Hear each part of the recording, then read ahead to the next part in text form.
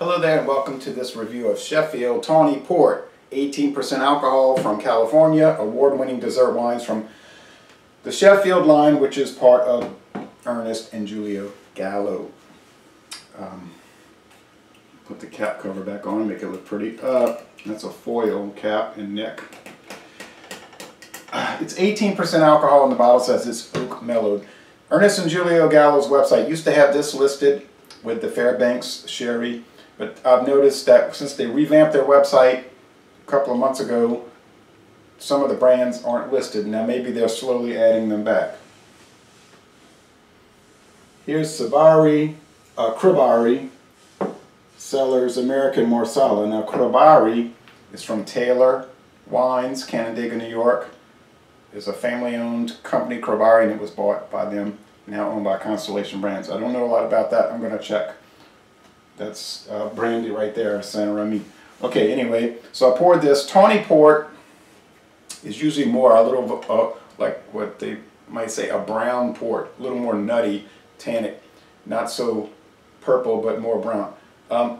Now, with the light shining through it, and the lighting is not good, it's very overcast today, and the lighting in here is not too strong, but it's ruby red, but with the light shining at it, the brown, I know that's like a yellow wall, had to do earth tones for the whole house. Grass green, goldenrod yellow, you know, etc.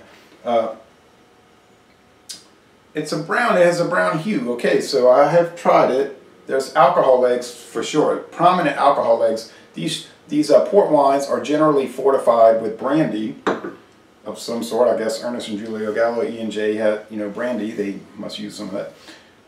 I'm assuming. The U.S. government categorizes wine this way, okay? It's not a reflection of quality, it's a reflection of ABV, alcohol strength. Any wine below 14% alcohol is a table wine. 14.0 and above is a dessert wine.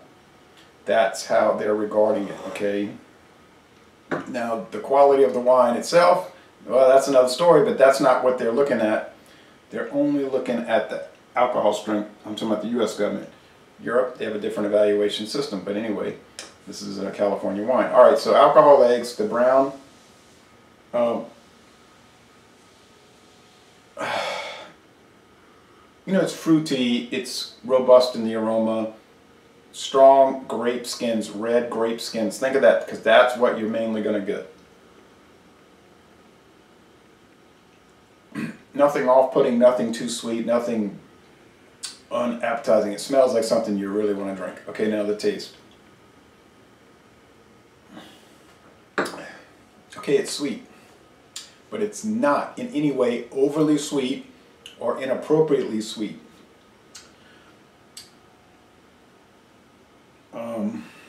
There's the tannins. There's the grape skins.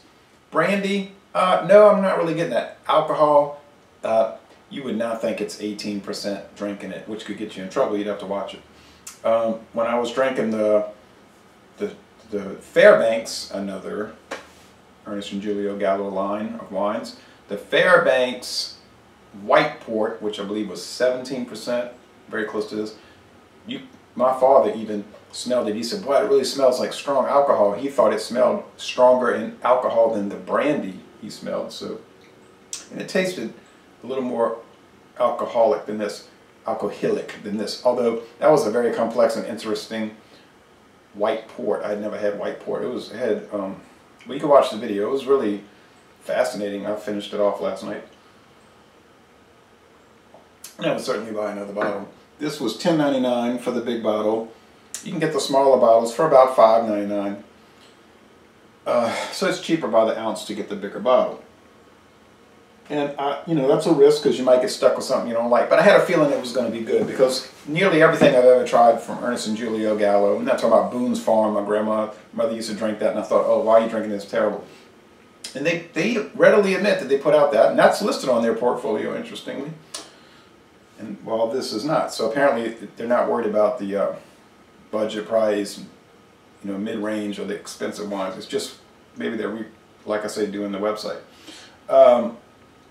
And I don't think I've ever had Bartles and James. Maybe once. Maybe in 1991 I had a Bartles and James cooler, and really a beer cooler since 91. They were wine coolers before 91. But I didn't think it was good. But this is great. And so all the stuff from Ernest and Julio Gallo so far has been really dynamite. The body's high medium. It's really medium dry in the finish. You know, it's a sweet taste, but the finish is medium dry. It's sort of like in that Merlot type thing. But I would, without any reservations, recommend this wine. This Tawny Port, if you've never had it. Try it. I almost guarantee you're going to like it. What are the negatives? I cannot think of any negatives. Honestly, there's a refrigerator coming on. Well, you know, they're going to cycle. Here's the hogshead cheese with the Taco Bell Diablo sauce on it. How will this pair with that? I think it's going to go quite well.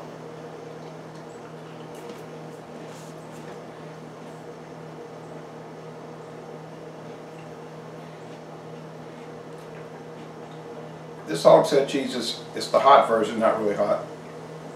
It's from Don's Country Market on Louisiana Highway 53 in Reserve, Louisiana. I'm going to try some of the other ones around here.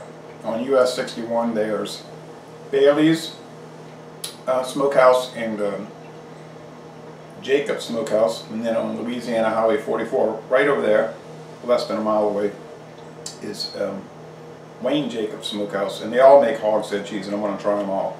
You know, their big thing is andouille, because we live in the andouille capital of the world. But all these smokehouses around here do more than that. I can look out that kitchen window right there and see a smokehouse. The guy right there has a smokehouse. Plus he has trellises. He grows his own grapes and makes wine. So there's a lot of home-crafted things going on in this parish, St. John the Baptist Parish. So it's just, you want to keep drinking and drinking. It's so wonderful. It's really flawless. Now that last sip though, not a flaw. It's not a flaw, it's an attribute, or just a characteristic. The brandy showed up. That last sip, I got a shot of that E&J VS brandy. I'm pretty sure that's probably what they're, I mean, how would I really know? But I think it tastes just like it. Interesting. The more I drink it, the more fascinated I become. Thank you for watching this video production.